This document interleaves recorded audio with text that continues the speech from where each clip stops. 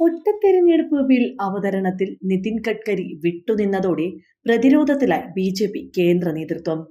പാർട്ടിയിലെ ഉന്നത നേതാക്കന്മാർക്ക് തന്നെ യോജിപ്പില്ലെന്ന ചർച്ചയ്ക്ക് ഗഡ്കരിയുടെ വിട്ടുനിൽക്കൽ ഇടയാക്കിയെന്നാണ് വിലയിരുത്തൽ.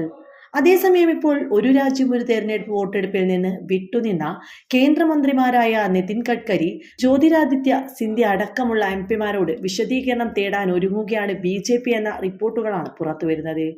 3 ലൈൻ വിപ്പ് നൽകിയിട്ടും 20 എംപിമാർ സഭയിൽ ഉണ്ടാകാതിരുന്നത് പാർട്ടിക്ക് കനത്ത തിരിച്ചടിയായിരുന്നു. ഈ എല്ലാ മാസവും തെരഞ്ഞെടുപ്പ് നടത്തേണ്ട ദുരിതം ഇല്ലാതാകുമെന്ന് ബില്ലിനെ ന്യായീകരിച്ചെങ്കിലും സഭയിലെ അസാന്നിധ്യത്തിന്റെ കാരണം ജ്യോതിരാദിത്യ സിന്ധ്യ വ്യക്തമാക്കിയിട്ടില്ല. ഒരു രാജ്യം ഒരു തെരഞ്ഞെടുപ്പ് ബില്ലവതരണത്തിൽ പങ്കെടുത്ത് സർക്കാരിന് വോട്ടു ചെയ്യണം.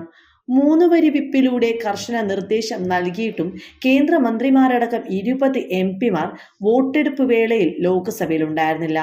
മന്ത്രിമാരായ നിതിൻ ഗഡ്കരി, ജ്യോതിരാദിത്യ സിന്ധ്യ, ഗിരിരാജ് സിംഗ്, CR പാട്ടീൽ, മുൻ മന്ത്രി ശന്തനു താക്കൂർ, വഖഫ് JPC ചെയർമാൻ ജഗദാംബിക പാൽ, അങ്ങനെ നീളുന്നു ഹാജരാകാത്തവരുടെ പട്ടിക.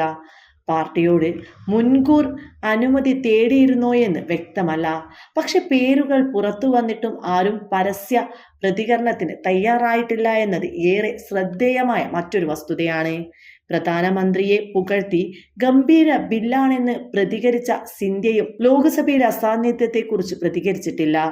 ബില്ലവതരണ വോട്ടിംഗ് വേളയിൽ പ്രധാനമന്ത്രിയും സഭയിൽ ഉണ്ടായിരുന്നില്ല. മോദിയുടെ അസാന്നിധ്യത്തെ കുറിച്ച് വിശദീകരണമൊന്നും പ്രധാനമന്ത്രിയുടെ ഓഫീസിൽ നിന്നും ഇതുവരെ ലഭ്യമായിട്ടില്ല. പ്രതിപക്ഷ നേതാവ് രാഹുൽ ഗാന്ധിയും സഭയിലുണ്ടായിരുന്നില്ല.